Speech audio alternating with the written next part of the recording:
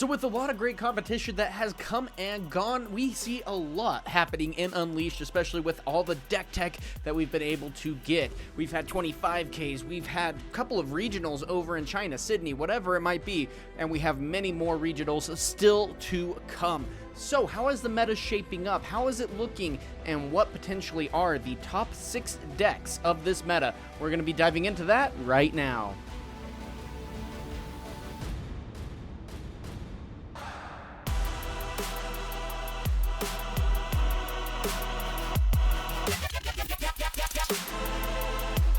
So this is something that's always fun to do, especially after a new set has come out, and Unleashed has been out for officially 2 weeks. That's a good amount of time to be able to see how everything has been shaping up, especially with all the actual tournaments that we've been able to have so far. It hasn't just been like, regional here, regional there, if that, kind of thing. No, it was Sydney had a 1,400 player tournament. We had 2 regionals over in China. We've had 125K with CCS and stuff like that, and then we've also had just some top competition be able to dive into the game with us. So whether that's Alan, Prismaticism, Randy, Challenger TCG, whoever else it might be that is out there to be able to run it, even Sold Out being able to get that second place finish with Aurora Sivir. We've had a lot of really high level competition to be able to take a look at this meta, be able to see where we're technically at and where we're standing and how this could impact, because again, we have a lot of really fun tournaments that are continued to coming up. We have the EU Regionals. We have Vancouver this week, literally. Oh gosh, that's going to be insane. And then we also have Hartford that we're going to be attending and competing in. So a lot of fun to be able to look forward to with all that. But still, it's like a lot of people still might be going into this meta and being like, well, what do I even play? Do I want to invest enough money into to play this deck? Is that going to actually net me any wins necessarily, or give me at least a better chance on being able to get wins? Or do I go with the tried and true legends, and what I've been playing for a new set? Not only that, we've been actually having a lot of new players coming into this game, which is exciting. I mean, the fact that we actually have the allocation and stuff like that, if you're new coming into the game, welcome. Good to have you guys here, especially because, man, it has been a little bit of a rocky ride, but now it seems like Riot is hitting their stride, and this game is feeling rather incredible. Now, it's really funny, though, too, because we've been in a roller coaster, and a lot of the community always seems to be crying out for the bandwagon when things come and go. It's really interesting, too, because we've seen, the slight domination of Aurora decks in particular, but yet, we've had 1 second place finish, we've had a couple of tops, kind of thing, but nothing to necessarily write home about. Even to the point where people are going in and citing and creating their decks to evolve around actually dealing with Aurora. And so it's kind of interesting to see how that realm has evolved, because it's like, okay, now we even have like the top Irelia decks that are specifically citing for the Aurora matchup as the main build. And then, of course, whatever else they want to build in that case, they'll be able to just cite him for the next matchup, game 2, game 3 kind of thing. So things to keep in mind with that, but very interesting to see how that interaction has been developing too.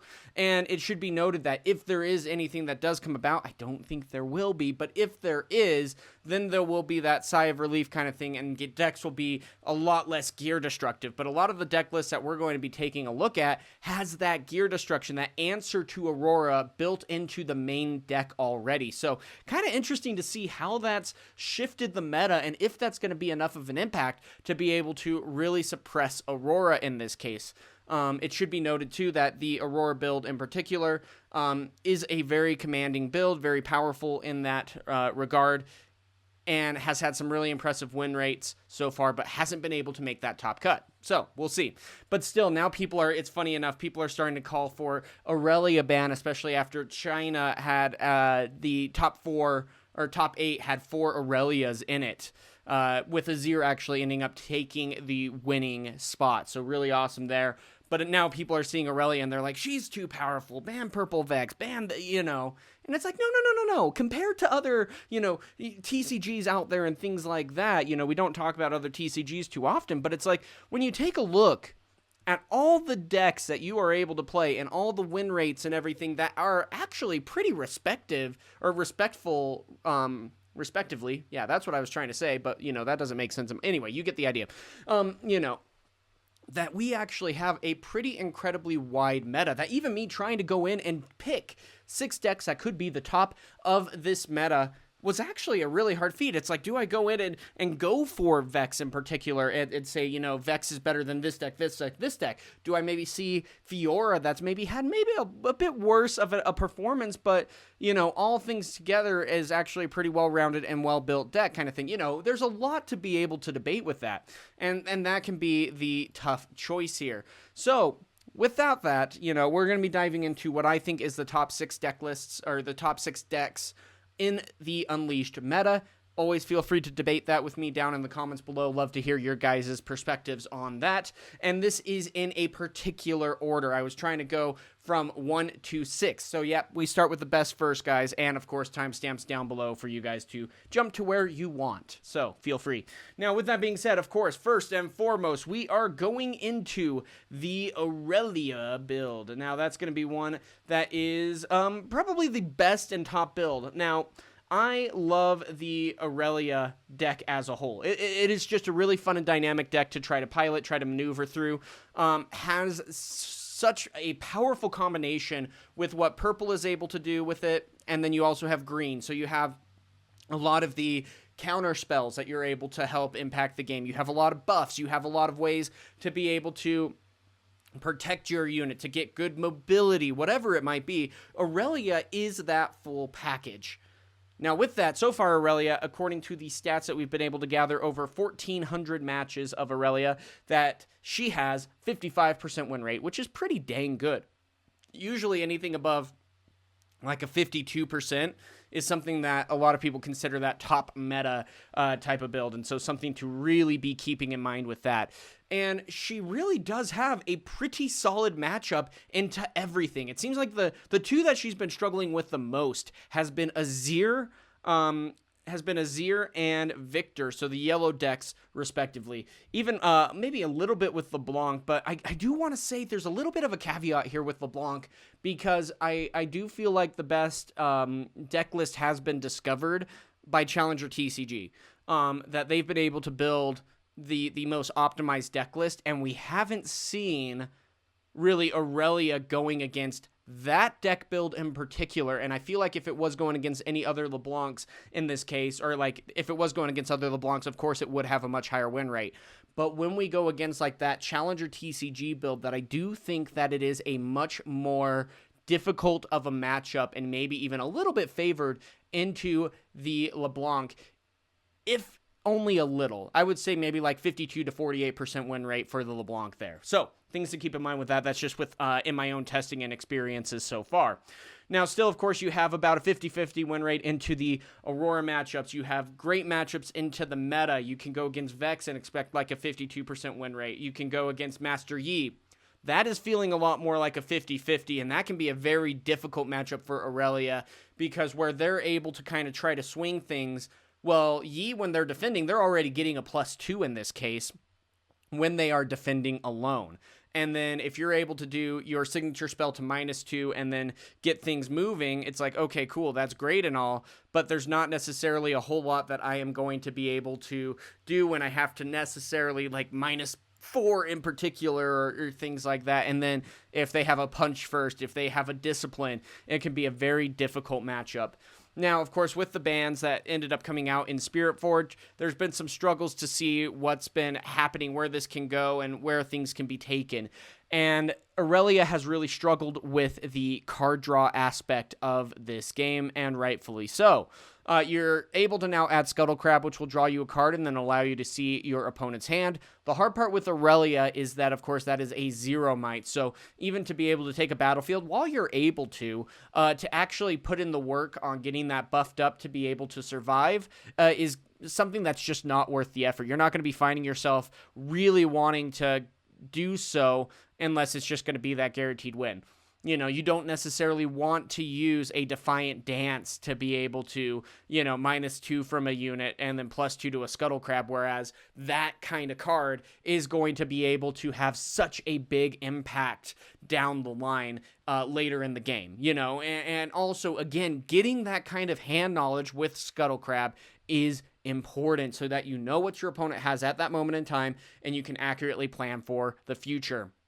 I've seen a lot of Irelia players saying that, it does not feel good to have like the Star-Crossed in the deck, that you're really playing that to be able to counter the Elder Dragon in particular, and I definitely agree with that. That when Elder Dragon comes in, if you have Star-Crossed out, then you are able to bounce a unit back, you bounce Elder Dragon back, and his ability to destroy 3 units or 1 at each zone is not able to go off. So really powerful there. But again, you're not necessarily wanting to bounce back like your Irelia, which might very well be the only unit that you have out on the battlefield at that point. And that can just really slow you down, where you have to pay 5, get that out, be able to equip stuff, recycle runes, and then hope that she's able to survive the following turn, all to stop an Elder Dragon. The Adaptatron I do really like in this deck list. I do like that it's a one-of in this case because it can have that kind of impact. I think Irelia is the best one to utilize Adaptatron in this case because you are able to pump up units so well. So I definitely do agree with that in this case.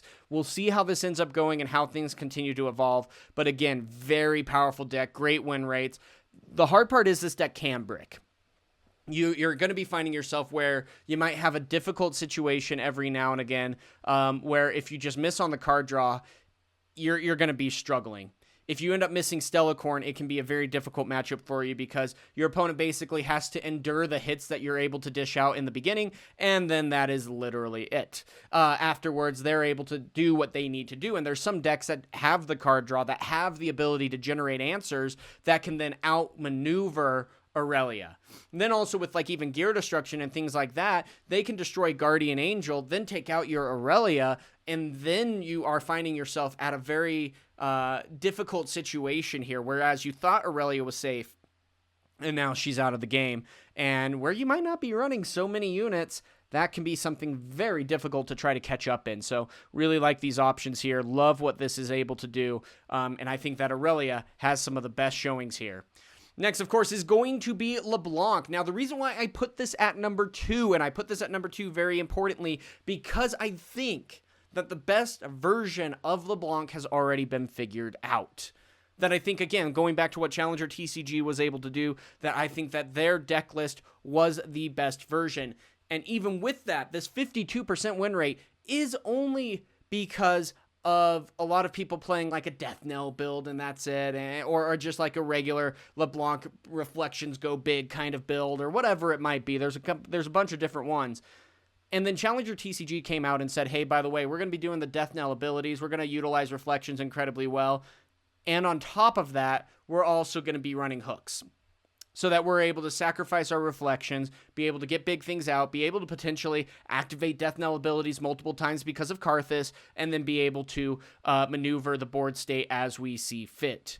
Now, that is the biggest thing, is that I think out of all the deck lists here, maybe next to Master Yi and Irelia, I would say Irelia too, that, or at least of the new Unleashed decks, that LeBlanc probably has the best one figured out, that she's the one that's discovered. There's like Diana, for example. Diana is an incredibly powerful deck, very powerful, but I do not think the best build has necessarily been discovered just yet. I think there are still a couple of things that need to be tested, and it might even be that LeBlanc is able to be a very straightforward build, whereas Diana could be a lot more of a build as you see fit kind of thing.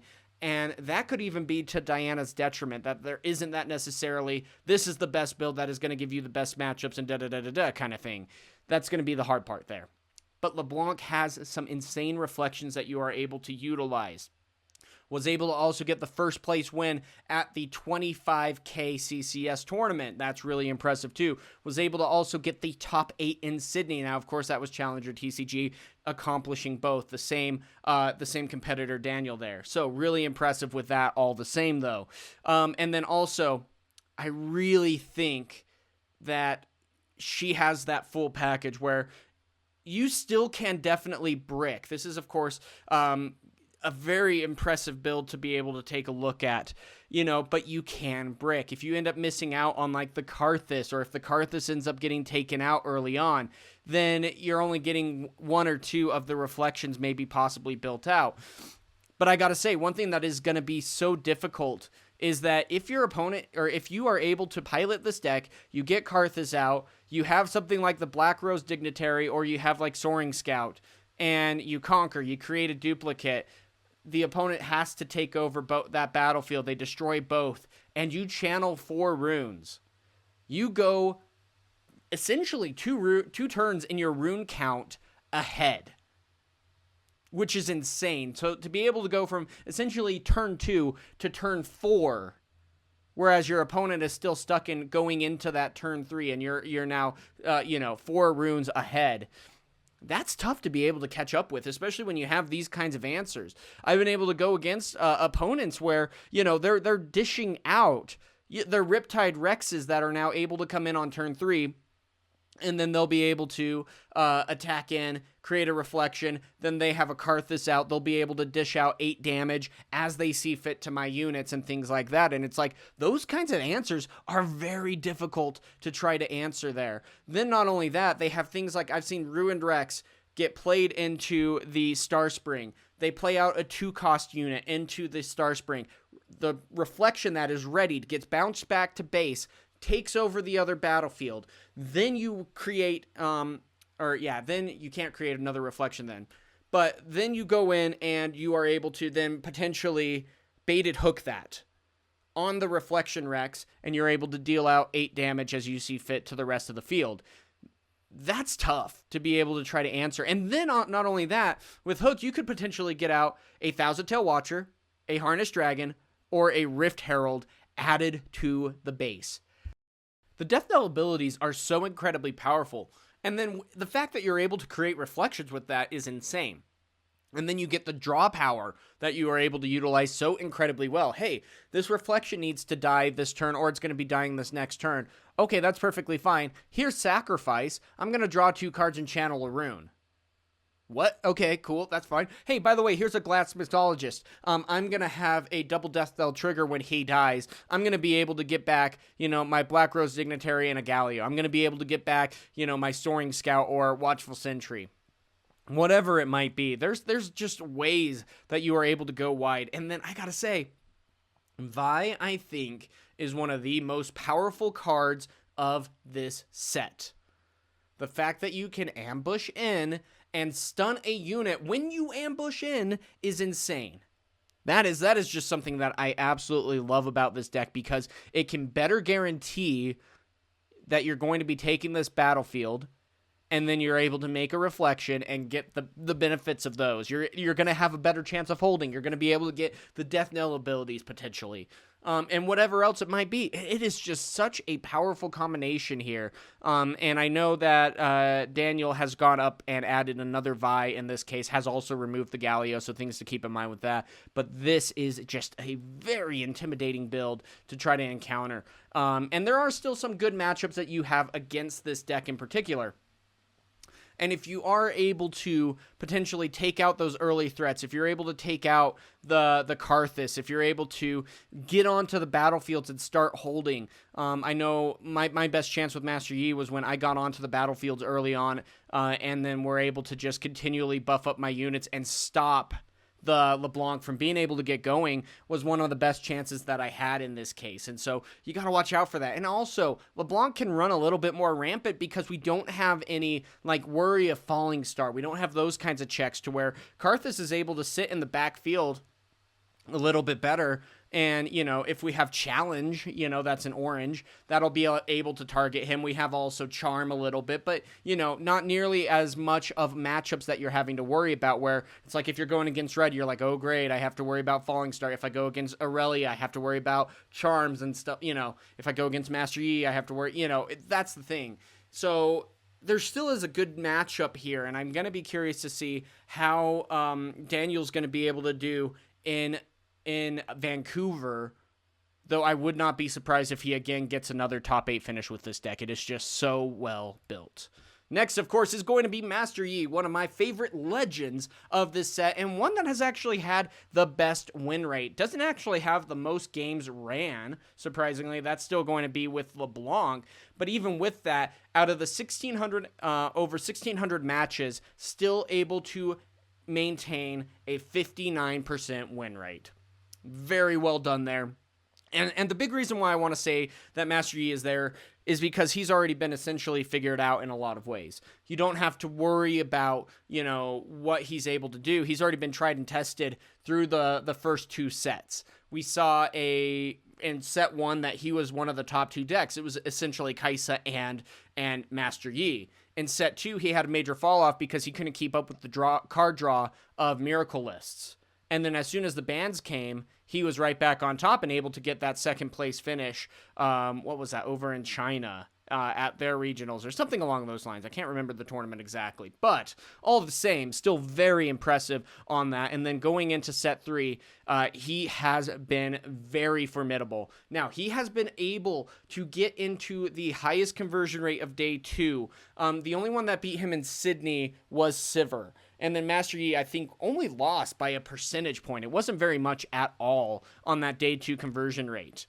And Master Yi is just such a formidable foe because you're going to be able to just add +2. Okay, cool. Yeah, that's awesome. When you're defending alone, guess what? 2 more might. Early game, that's really good. Late game, that's decently good.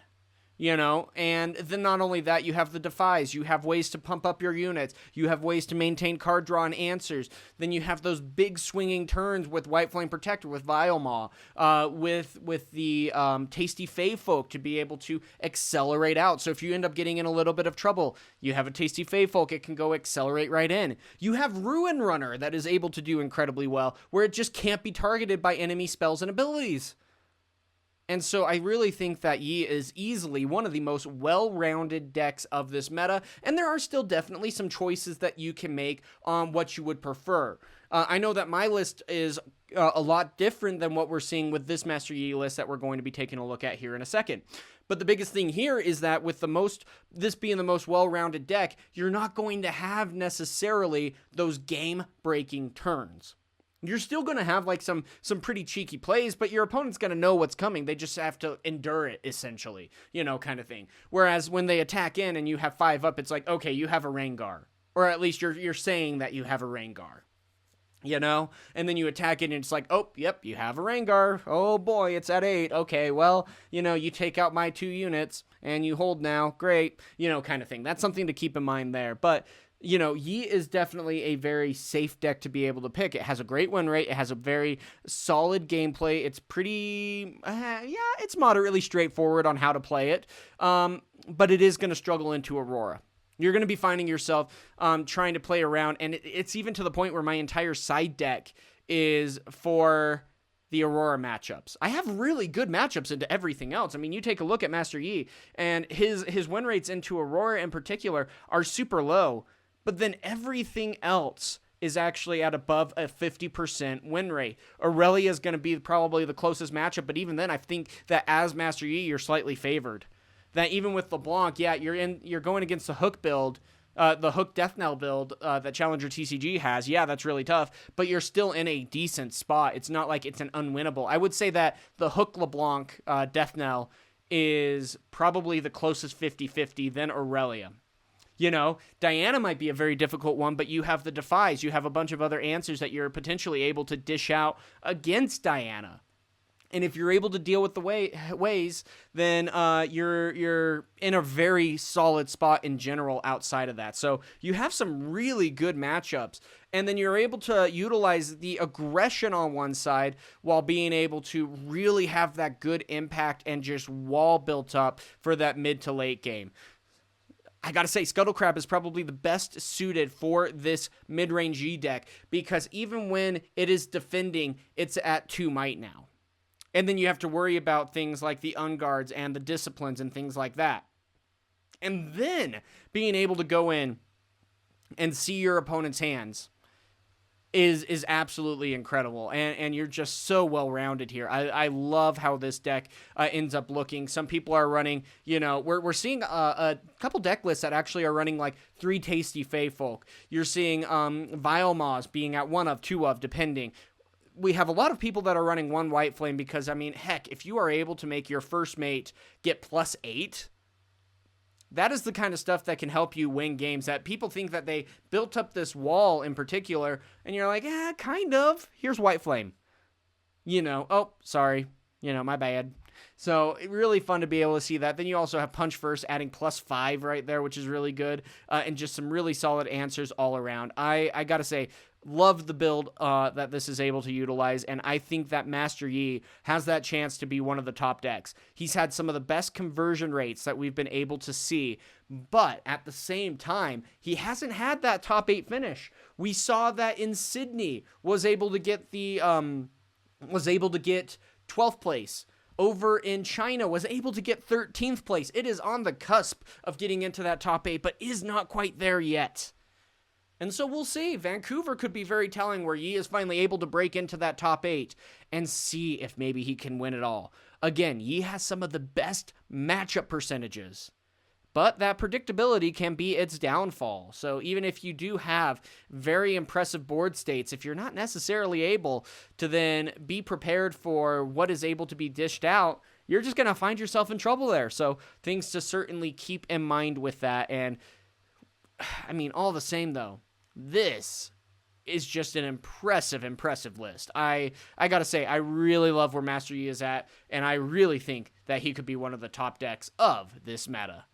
Now, of course, next is going to be Sivir. This is one that is tough because, yeah, Aurora is not necessarily a fun deck to be able to go against, but it's one that you're going to be going against regardless. And so with all of that, you're going to be finding yourself having a difficult time trying to race to the finish. You want to score as many points as you can. You're hoping that Sivir's able to miss a couple of draws or not have Aurora in hand, or you have the answer to get Aurora out of hand or to destroy it when it comes into play, whatever it might be. There's just a lot of, here we go, well, this is going to be fun kind of mentality. And, luckily, I hope you guys don't have a lot of these going around at your locals in particular, just because that can be incredibly annoying. But even with all of that, when you're at the competitive scene, when you're going to Vancouver, when you're going to regionals and things like that, if you're mad about seeing a Sivir deck, an Aurora deck in general at those, it's like, sorry, too bad. It's at your, it's going to be at a regionals at that point. People are trying to win. And if they think that Sivir is going to be that deck to do it, I mean, it looks like that it could be that deck to do it. Now, Sold Out, of course, didn't end up getting that win there over in Sydney. Was so close there, but was unable to win against an Irelia there. Now, all things considered, this is probably the best Aurora version. Now, I'm going to be saying a couple of reasons why that is. The main reason why, though, is because Sivir Aurora just has the ability to where if you need to sacrifice some of your runes early game to try to dig deeper into the deck, to try to get answers going, to be able to stay in the game. Sometimes you need to play out your legend to be able to mitigate the board state a little bit so that you can, not have as much of a catching up to do if you're missing Aurora, whatever it might be.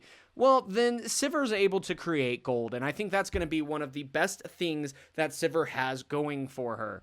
You're still getting the same color combination that you're able to get with MF, which is very powerful, don't get me wrong, but it's not necessarily needed in this case, and I think the gold is more powerful than the ganking that the legend is able to provide. You're still going to be finding yourself running Elder Dragon, you're still going to be finding yourself, having a lot going for you, but there are now a lot of answers in this meta that is making this deck even all the harder to go against. That, yeah, Sivir does have a 59% win rate right now, but it would not be surprising that we're going to be seeing that uptick in Sivir, but we're also going to be seeing a much bigger response with Aurora counters. I mean, like we've seen already.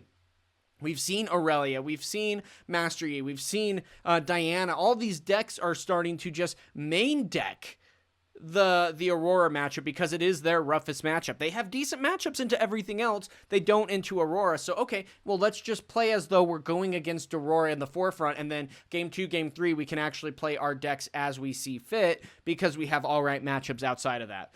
That's going to be one of the biggest things here, and why I really wanted to put Sivir at this position, because we're going to be finding ourselves having Sivir in probably the 4th slot.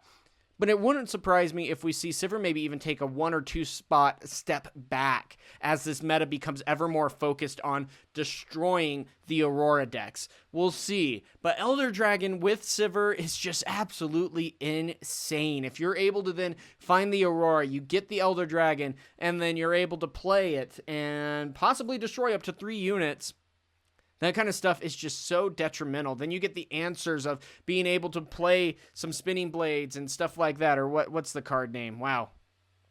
Some flurry of blades. Yeah, same thing. That is able to deal 1 to all units in battlefields. And then your units end up staying alive and their units end up dying because you're only dealing 1 to yours and theirs die with any damage applied to them.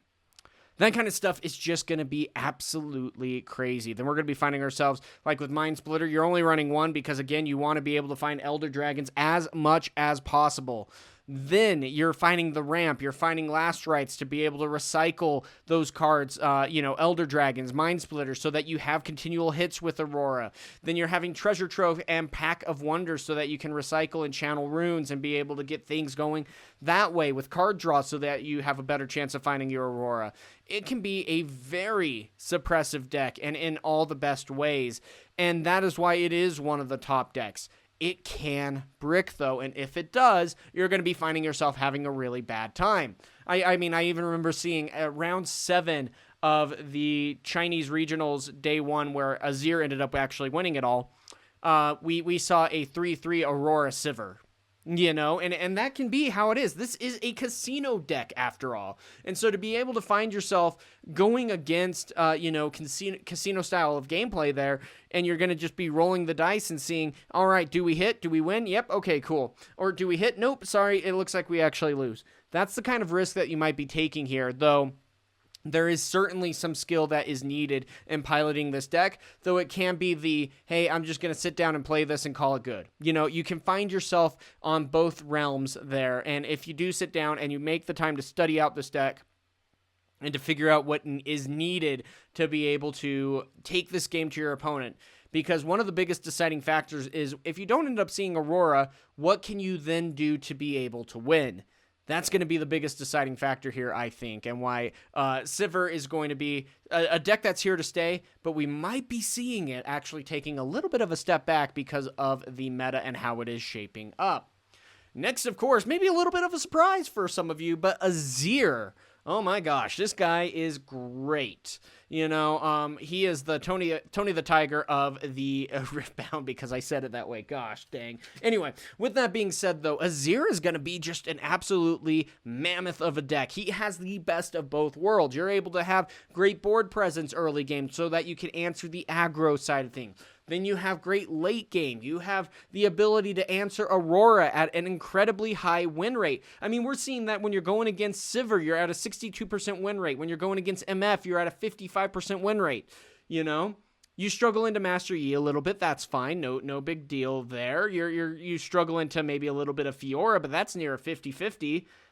And then, you might, otherwise, you might struggle into like Diana because of the bounce back. But even still, I mean, we saw Diana having to go against Azir in the China Regionals yesterday and was still able to actually pull out that win in the best of 3. It went to game 3 and it was a 2-hour-long competition, but still, I mean, it was really well done and very well met. And you have the best of both worlds where you, again, are able to really set the board presence early game, and then you have the explosiveness of the end game. Going in with a Rise to be able to potentially take back both battlefields and then make a ton of Sand Soldiers based off of all the gear and equipment that you have. Powerful. That is insane. Then not only that, if you're able to utilize your champion after that and be able to, have him move in with all the tokens. I have won so many games through Arise and through the Azir champion. It's like I go in and I have a couple of units out, I throw them all into one battlefield, and I stack that battlefield kind of thing. to be able to win that point. I'm at 7 points. Then I play Azir accelerated, move into the next battlefield. He's attacking, and I grab all those tokens, and they follow on over. Now, there's been a couple of different ideas with these builds. Now, of course, this is the first place build. I like the ideas here. I've been talking with a couple of the top Azir players and discussing what deck lists and deck choices we have here. I gotta say, I do really like, though, the 2 Vi's. That has gotten me out of a lot of trouble in particular. But still, there's a couple of issues that you might be running into. Vioma is definitely one that is a very difficult matchup for Azir because you have to get over that might. And Azir is very good at going wide, but not necessarily very good at going big. And even if you do find yourself at having a unit that is able to get up to that 8 might, that might be it. That you might not be able to get over that. And then if they have, oh, by the way, a discipline, and they go up to 10, you're like, well, I can't get up that high anymore. Oh, well, great, yay, or you might be finding yourself using, a hidden blade to be able to get stuff going that way, destroying the Viomall that way, and you're just like, great, well, I just gave them 2 additional cards, which also could still benefit them a lot with all of that. But again, that's very minor critiques on the deck in particular. You're finding yourself having an above 50% win rate for a lot of the meta decks. You're having great matchups into Irelia. You're having great matchups into Vex, to Ezreal, to your Auroras. Even going against Annie and Fiora, really good matchups. And then probably about a 50-50 when going into Leblanc. The biggest thing was when I was testing into Leblanc against Azir, my biggest issue was if I saw a Rise, I won. If I didn't see a Rise, I lost. And that's what it came down to, which is a really interesting aspect. And I mean, you still have definitely some good card draw that you're able to use here. But that's going to be kind of the caveat with that. And so we'll see. But especially when something is going so powerful with the death knell abilities and things like that, and you're just like, oh boy, well, how are we going to be able to take that down? And don't get me wrong, Azir is still able to really take the game to your opponent. And in all the best ways. Again, a 55% win rate so far, was able to win China, and still has an absolutely great matchup into so much of the meta. Not only that, you can build this deck for $80. That's it. That's all it takes. Not a lot of money there. And then you're able to play a top tier deck that has great matchups. And it actually is somewhat straightforward on how to actually build it. In this case, there's some caveats, don't get me wrong, some choices that you have to make. What deck doesn't have that? But even still, you're going to be finding yourself having an absolutely great time with this deck. And it's one that really catches people off guard. They're like, wait, you're playing Azir? And then when they see what you're able to do with this deck, they're like, oh gosh, what do I do against this? So it's a really fun deck. I am an absolutely big fan of Azir. I love this deck list. I love what it's able to do. It's some of the most fun that I've been able to have in Riftbound. It fits my playstyle incredibly well. And it's just a blast to be able to pilot. Now, next, of course, is going to be Diana. Now, this was a tough one because it's like, do I pick Vex? Do I pick Diana? Both have had very similar showings on these tournaments, respectively, and being able to both be rather dominant. But I gotta say, I think Diana has the higher upside compared to Vex. I think Diana has the higher chance of finding those broken combos, of having the full picture of what you would need in a competitive deck, that you're able to get the card draw, the board control, the board presence. When you're running in with things like Hui to be able to move in, discard a unit, go up to 8, kind of thing. And while also still being able to draw a card first and foremost is absolutely busted there. Then you also have some insane battlefields that you are able to utilize. There's a battlefield that every spell that you play, if you're in control or if you're standing here at the battlefield, that you get to add +1. Okay, that's great. Well, we'll add +1 all day, every day. And oh, wait, that makes Ravenbloom Student all that more broken because we're adding now 2 per spell of might to a Ravenbloom Student each and every turn. Now, the hardest part is, though, is this is kind of like the biggest toss-up in the meta. It has a lot of very difficult win rates into Master Yi, where it's at like a 44% currently, 40% against Irelia, 40% against Misfortune, 45% against Azir, 44% against even Sivir. It has a lot of really difficult matchups. But I would say that is more due to just the fluidity of this deck. It can be built a million different ways. There's no surefire way to actually be built. And also pilot skill. You need to do your due diligence with this deck. You need to know the lines. You need to know what to pick when you're doing the stack deck, when to actually flash in, when to use the Moonfall and when not to. And I gotta say, that can be sometimes a very difficult thing to try to run. But man, are you able to run with this deck when needed? I love this. It can be such a fun deck. But again, it comes down to your matchups and understanding your deck and your matchups very well. And if you don't, you can be severely punished for it. I gotta say, though, I love Alan's build here. We're going to be talking about it for a second because you do have something even like Kha'Zix that has ambush. Having this hidden in your purple deck, a lot of people don't necessarily see this going in Diana or really in purple in general. And then you're just like, oh yeah, by the way, boop, here it is. You know, really fun deck to be able to utilize there and an absolute blast to be able to pilot. Hui's going to be also one of the best decks, and then you also have Vex Apathetic that just is stunning and saying, hey, you can't move things as soon as they come in. So you're able to take care of the board state, you play out Vex, and then anything that they're playing is just stopped for the turn. Doesn't matter if they can accelerate it or not. You got to spend the turn rebuilding your board state, and that can be something so difficult to try to come back from. You have the card spell counters with Abandon with not so fast, Hard Bargain if you need to. You have the great early game presence. You can also utilize Tide Turner with Hui. One of the craziest combos there because you Tide Turner, you move Hui back, you draw and discard another card. Then you possibly could do like a Ride the Wind at that point to move into the other battlefield. Again, another draw card, discard a card. Then you're able to utilize those benefits of that. Then you're able to maybe play a spell out or whatever it might be. There's a lot of combo pieces that you're able to utilize here that just makes it so difficult for your opponents to have to go against it. I love this deck, and I think that Alan definitely has a step in the right direction. The only critique that I have with Alan in particular, I mean, don't get me wrong, he got top 8. Don't act like I know what I'm talking about. But I love Fizz in this deck too. Because then it's like you don't have to rely on having Moonfall in your hand when you've already played it. It's like, oh, by the way, I can Moonfall again because of Fizz. I can Moonfall, then I can do Star-Crossed after that with my unit in hand, bounce Fizz back, bounce a unit back, play Fizz again, play another spell. I just think that it gives you so many more combo pieces. Where, yeah, it does suck to have that in the early game, don't get me wrong. But if you're able to still utilize it, it is just such a powerhouse of a card that is really able to devastate your opponent in the best way possible. I gotta say, this is just an absolutely powerful build, and I think that Diana has the best chance of climbing up the ranks when it comes to the most powerful decks in the meta. That's my take on that. Again, it's just so tough to try to build. It has a high ceiling on trying to pilot.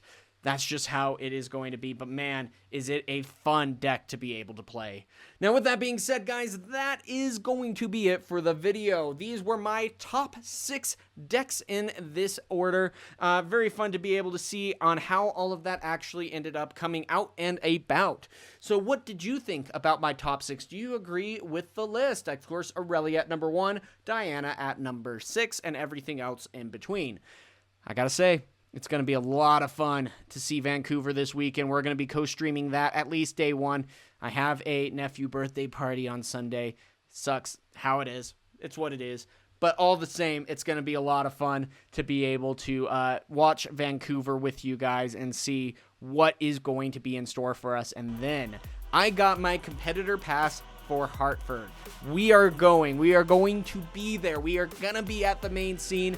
Goal is to main 2 and get at least that top 64. That is the big goal. If we are able to do better, great. If we do a little bit worse, that's fine. That's how it is. But always looking forward to being with you guys and being able to meet you and just interact in this game, this hobby that we all love. It is an absolute blast. So that's it for now, guys. And until next time, have a good one.